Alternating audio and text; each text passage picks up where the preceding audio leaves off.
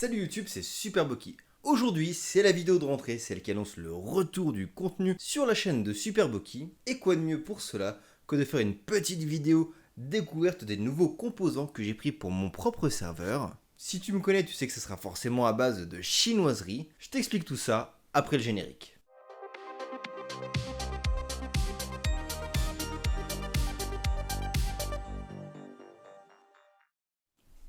Tu vois que pour cette rentrée, je tente un mode un peu plus décontracté, dynamique, en étant debout grâce à mon bureau assis debout magnifique. Wow! Mais restons concentrés sur cette vidéo qui va te montrer les nouveaux composants que j'ai choisi de prendre pour mon nouveau serveur. Mais avant de découvrir ça ensemble, je vais t'expliquer pourquoi j'ai changé de configuration, quelles sont mes attentes et les contraintes que j'ai bien entendu. La première contrainte, c'est le pognon. Je ne pouvais pas claquer un fric monstre. J'ai un deal, je prends que l'argent qui me sert pour YouTube pour investir sur des choses de ce genre. La seconde, je ne voulais pas quelque chose qui consomme énormément. Donc oui, je sais, le TDP ne fait pas tout, mais je voulais pas un processeur qui soit à 120 watts de TDP par exemple. J'avais besoin au minimum au niveau de la carte mère d'emplacement suffisant pour pouvoir mettre une carte graphique ou une carte RAID flashée en mode IT.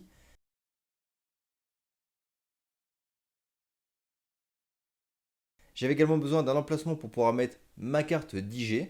Est-ce que j'avais besoin de changer de config aujourd'hui? Pas forcément, mais l'appel de la chinoiserie a été plus fort et voilà, j'ai craqué. J'ai reçu la configuration il y a quelques jours. On va regarder ça ensemble. On note déjà que c'était dans un emballage plutôt quali. Elle est là. La carte mère. Petit moment ASMR. Ouh. On est parti sur une carte mère d'un format assez petit. En effet, on est sur du micro ATX, alors qu'avant j'avais une carte mère ATX. La marque, c'est ça. On va m'engueuler pour la prononciation, mais pour moi c'est Airring, donc ce sera Airring.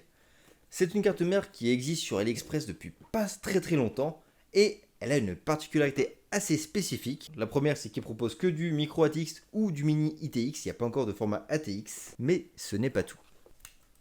Petit ciseau d'écolier. Vous voyez bien que je vous ai attendu. Si on regarde la boîte avant de l'ouvrir pour laisser un peu de suspense, bon bah du très classique pour une carte mère. Derrière, pas mal d'explications sur la compatibilité, plein de choses super intéressantes. Ici, c'est moitié chinois, moitié anglais. On peut comprendre que c'est du micro ATX. Pour le reste, je te laisse la surprise.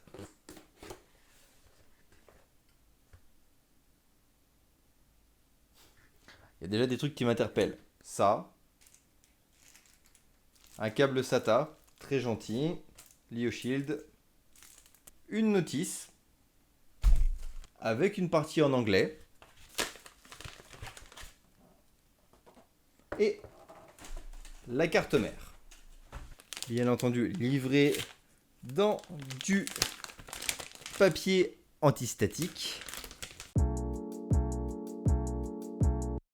Alors déjà, ce qui m'étonne, je vous montre pas encore, c'est qu'il y a une pile. D'habitude, dès que je commande sur AliExpress, il n'y a pas la pile, il faut que je la mette. La pile qui sert à alimenter la puce mémoire pour garder les paramètres du BIOS.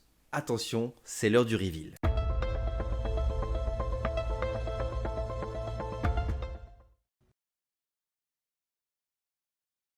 Ce qui va tout de suite vous interpeller, c'est quoi ça? Pas ça directement, mais ce qu'il y a en dessous, c'est un processeur qui est soudé à la carte mère. Donc là, vous allez tout de suite me dire, Aïe aïe aïe, ça va pas être évolutif si tu veux upgrade. c'est vrai, mais par rapport au prix de la carte mère avec ce processeur et ses performances, ça reste très intéressant. Autre désavantage, seulement 2 slots pour mettre de la RAM. J'ai donc dû acheter un kit pour upgrader ce que j'avais actuellement. J'avais 4 barrettes de 16 Go, là j'en ai acheté 2 de 32.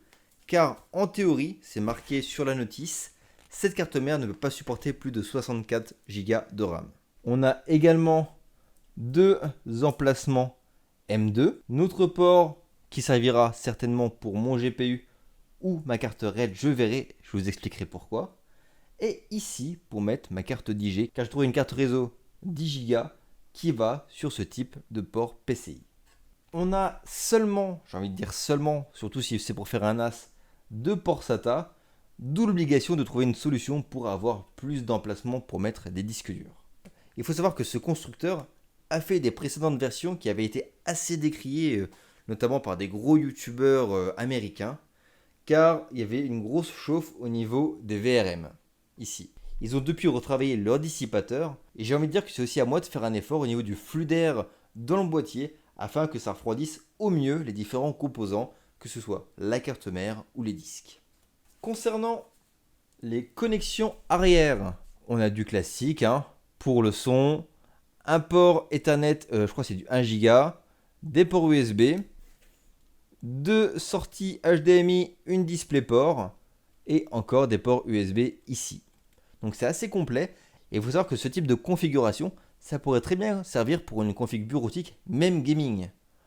Parce que vous allez voir, le processeur, c'est du solide. J'ai acheté d'autres petites choses pour accompagner cette carte mère et ce processeur. La première, comme mentionné, un kit de 2 barrettes de DDR4 qui font chacune 32 Go. J'ai pris de la 3200 car c'est le maximum supporté par cette carte mère. Et une autre tentative côté chinoiserie. Donc là, je n'attends pas grand chose, hein, ça va être surtout pour du test, je pense. J'ai presque honte de le montrer. Ça. Donc ça se met sur un emplacement M2, comme vous voyez. Et ça permet de pouvoir sortir 6 ports SATA. Et vous voyez le dissipateur tout mini qui va être en charge de dissiper tout ça. Je vais le tester. Si c'est un franc succès sur la carte mère, j'aurai donc ça sur un premier emplacement M2 et un NVMe sur l'autre emplacement. Ce qui m'éviterait de devoir mettre une carte RAID flashée en mode IT sur mon port PCI Express principal. En gros, je mets ça ici.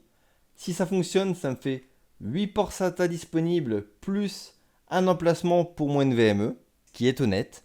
Si jamais ça c'est foireux, je mets pas de GPU, mais je mettrai ici une carte RAID en mode IT qui pourra me permettre de brancher pas mal de disques et j'aurai 2 emplacements NVMe supplémentaires. On verra. On va aller sur la page AliExpress ensemble pour que je te montre un petit peu niveau pognon ce que ça m'a coûté. Alors là, elle est à 435 €, mais moi avec une promo, elle m'avait coûté grosso modo 402 € frais de port compris. Pas de souci au niveau de la douane. Et cette carte mère, elle est donc assemblée avec un processeur qui est un i9 de 12e génération, le 12900H, qui permet d'avoir 14 cœurs 20 threads et qui permet d'avoir une fréquence jusqu'à 4,9 GHz. Si on regarde la dog, c'est assez sexy quand même. On est donc, comme je l'ai dit, sur du micro ATX, un gros processeur, hein, parce que 14 cœurs 20 threads avec une fréquence en mode turbo à 4,9 GHz, ça envoie. Le iGPU intégré est aussi très intéressant, j'ai hâte de le tester pour faire du transcodage par exemple sur Plex ou MB ou même Jellyfin. Ça c'était pas dans les premières versions. Ils ont intégré la plaque qui va aider à refroidir au maximum votre processeur. Donc moi je vais poser mon ventirad, un gros ventirad que j'ai sur cette plaque afin d'assurer une dissipation optimale. On a donc nos 2 emplacements de RAM. C'est là où ça peut être limitant pour certaines configurations.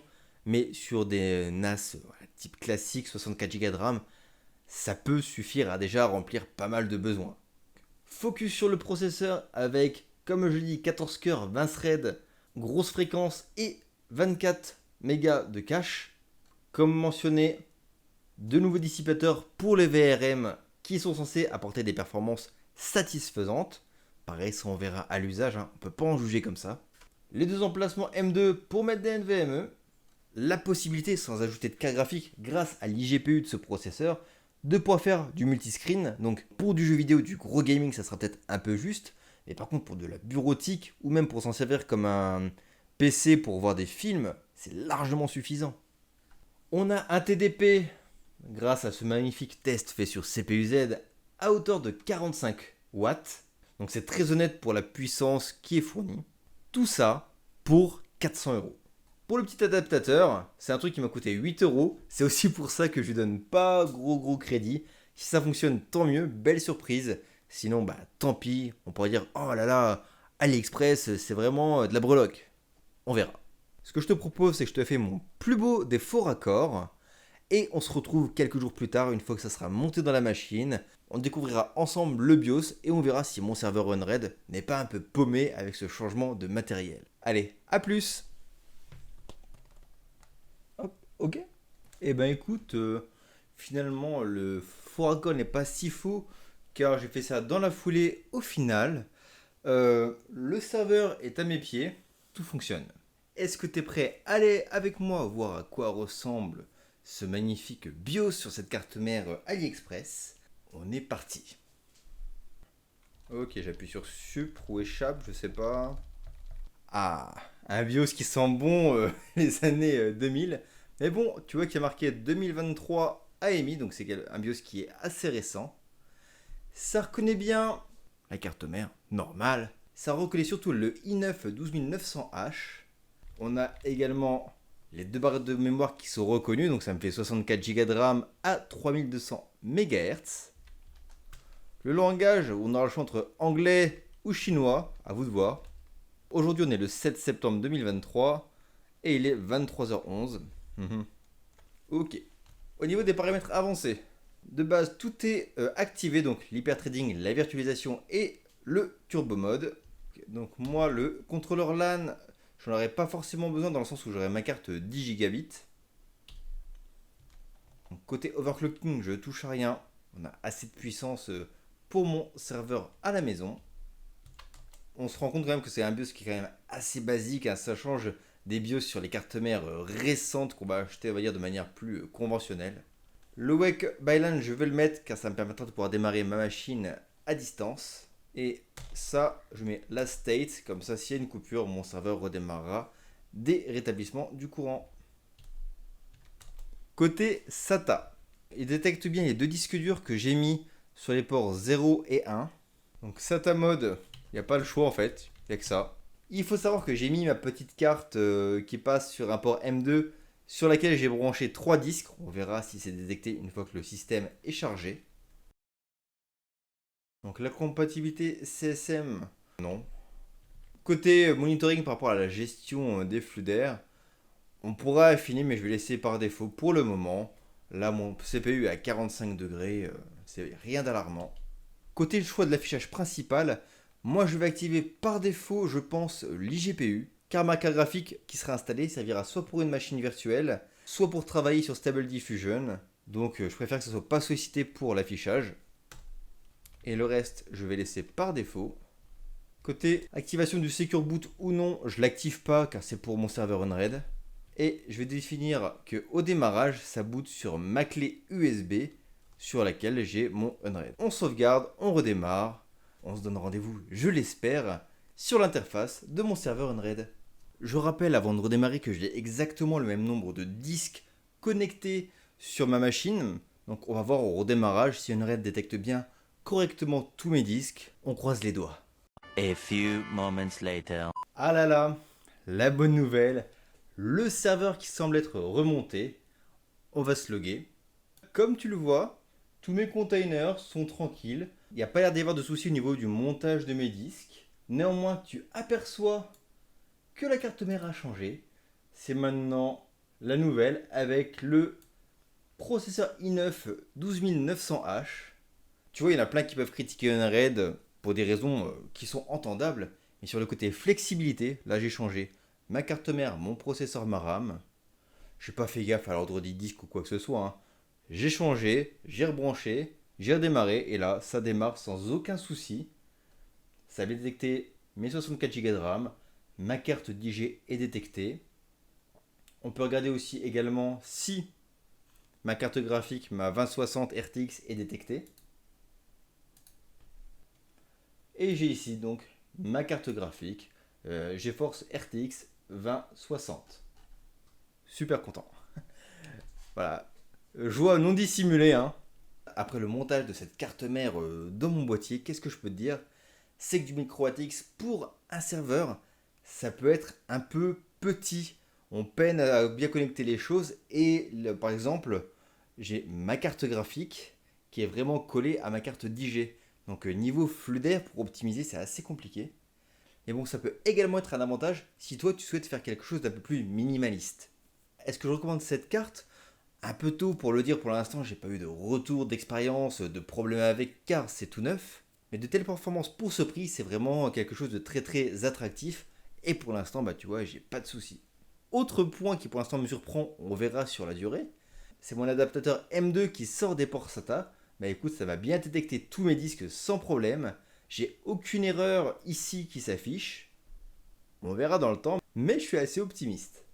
Tu trouveras dans la description les liens vers le matériel que j'ai acheté. Donc c'est des liens qui sont affiliés à AliExpress, donc ça me soutient un petit peu. Toi, ça ne te change rien, c'est pas plus cher, mais ça permet de pouvoir soutenir la chaîne. Et figure-toi que c'est un peu grâce à ça aussi que j'investis sur de matériel que je te fais découvrir. D'ailleurs, j'ai acheté autre chose sur AliExpress. Toi, tu le vois pas, c'est juste là. Niveau utilité, je ne sais pas exactement où on en est, mais je vais te le faire découvrir aussi. Ça sera une petite vidéo également de reprise pour la rentrée. Si tu as des questions concernant cette configuration à base de matériel AliExpress, n'hésite pas à me le dire dans les commentaires. Ou si tu veux en parler plus directement, il y a le Discord, on est pas mal, peut-être le millier avant la fin de l'année 2023. En attendant, moi je te dis à très bientôt pour de nouvelles vidéos sur la chaîne.